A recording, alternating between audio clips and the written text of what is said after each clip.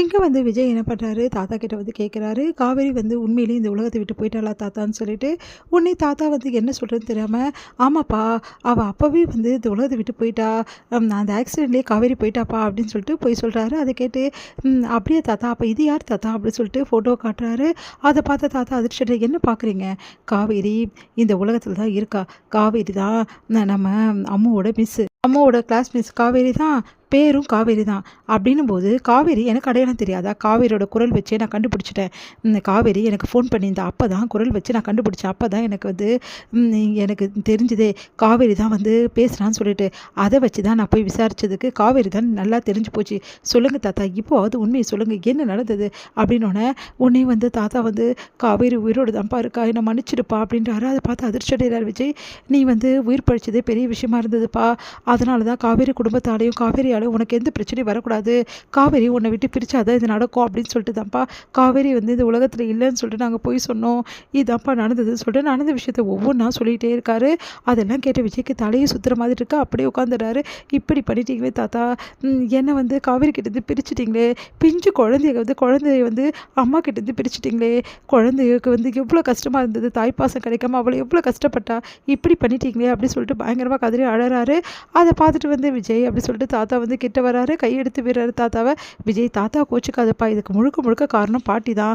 பாட்டி தான் இது எல்லாமே பண்ணது. தாத்தா கூட இருந்தார், அவ்வளோதான். இங்கே பாருங்க, தப்பு பண்ணுறதுக்கூட தப்பு பண்ணுறவங்க கூட இருந்த தப்பை வந்து வந்து ஓகேன்னு தட்டி கொடுக்குறாங்க பாருங்க, அவங்க தான் முதல் குற்றவாளி. நீங்கள் எல்லாரும் தான் ஃபஸ்ட்டு குற்றவாளி. பாட்டியே தப்பு பண்ணாலும் நீங்கள் எல்லாரும் அவங்களுக்கு சொல்லியிருக்கணும். சொல்லி புரிய வச்சுருக்கணும். யாராவது செஞ்சிங்களா? கூட சேர்ந்து ஆனீங்க. இப்போ வந்து ரொம்ப நல்லவங்கள பற்றி பேசுகிறீங்க. இங்கே பாரு விஜய், உனக்கு நல்லது தானே செஞ்சுருக்காங்க. கெடுதல் ஒன்றும் செய்யலையே. இந்த 5 வருஷமாக நீ நிம்மதியாக சந்தோஷமாக தானே இருந்திருக்க. காவேரி குடும்பத்து கூட இருந்துன்னா இந்த சந்தோஷமாக இருந்திருக்க முடியுமா? ஒவ்வொரு நிமிஷமும் என்ன நடக்குமோ ஏது நடக்குமோ பயந்துட்டு இருக்கணும். அந்த பசுபதி உன்னை நிம்மதியாக வாழ விட்டுருப்பானா?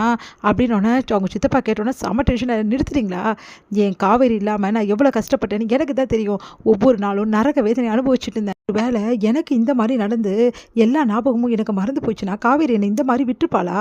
விட்டுருக்க மாட்டா. என் காவேரி என்னை நல்லா பார்த்துருப்பா, கூட வச்சு கவனிச்சிருப்பா. எனக்கு ஞாபகம் வர வர என்ன பண்ணணுமோ அது எல்லாத்தையும் பண்ணியிருப்பா.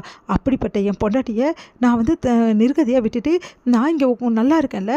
பாவம், அவள் எல்லாத்தையும் மறந்து ஒரு ஸ்கூலில் டீச்சராக வேலை பார்த்துட்ருக்கா.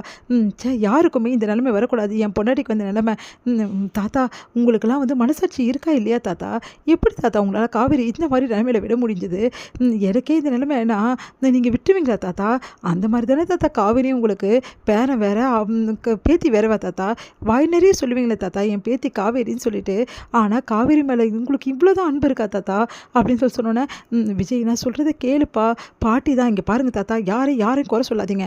ஒருத்தர் சேர்ந்து தான் இது எல்லாத்தையும் திட்டம் போட்டு பண்ணியிருக்கீங்க. திட்டம் போட்டு காவேரியும் என்னையும் பிரிச்சிருக்கீங்க. என் குழந்தைய அம்மா கிட்டேருந்து பிரிச்சிருக்கீங்க.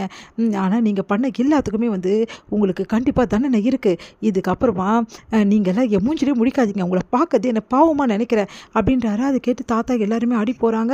அப்படியே பார்த்து விஜய் அப்படின்னோடனே, நான் என் பொண்டாட்டியை தேடி போகிறேன். என் பொண்டாட்டியை எப்படி குணப்படுத்தணும் எனக்கு நல்லாவே தெரியும். என் பொண்டாட்டியை குணப்படுத்தி இந்த வீட்டுக்கு நான் கூட்டிகிட்டு வருவேன். அவள் கூட சேர்ந்து வாழ்வேன்.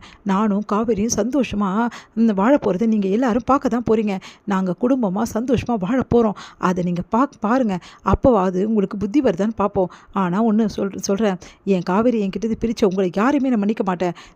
நான் போய் என் காவேரியை கண்டிப்பாக கூட்டிகிட்டு வருவேன். விஜய், இப்போ அவளுக்கு எந்த ஞாபகம் இல்லை விஜய். ஒரு ஞாபகம் கூட இல்லை. இப்போ கூட நாங்கள் காவேரியை ரோட்டில் பார்த்தோம். அப்போ கூட எங்களுக்கு கூட அவளுக்கு ஞாபகம் இல்லை அப்படின்னோடனே, ஓ, காவேரி பார்த்துட்டு தான் வரீங்களா? அப்போ கூட வாய் திறக்கல நீங்கள் அப்படின்னு சொல்கிறாங்க. அவங்க வந்து தலை குனிகிறாங்க. இங்கே பாருங்கள், நீங்கள் என்ன சொன்னாலும் சரி, இதுக்கப்புறம் நம்ப நான் தயாராக இல்லை. என் காவேரிக்கு என்னை பற்றி ஞாபகம் இல்லைனாலும் பரவாயில்ல. அதை பற்றி எனக்கு எந்த கவலையும் இல்லை. என் காவேரி எப்படி குணப்படுத்தணும்னு எனக்கு தெரியும். இனிமேலும் என் காவேரியை தனியாக விட நான் தயாராக இல்லை. இதுக்கப்புறம் நான் காவேரி கூட தான் வாழ்வேன். இந்த வீட்டில் காவேரி, நான், பாப்பா எல்லாரும் ஒன்றா வாழ்வோம். இது கண்டிப்பாக நடக்கும் அப்படின்னு சொல்லிட்டு போகிறாரு. அதை கேட்டு தாத்தா, அதுக்கப்புறம் அவங்க கேங் எல்லாம் அதிர்ச்சி அடைகிறாங்க. என்னமாம்மா இது, எனக்கு ஒன்றும் புரியலையே அப்படின்னு அழுறாரு தாத்தா.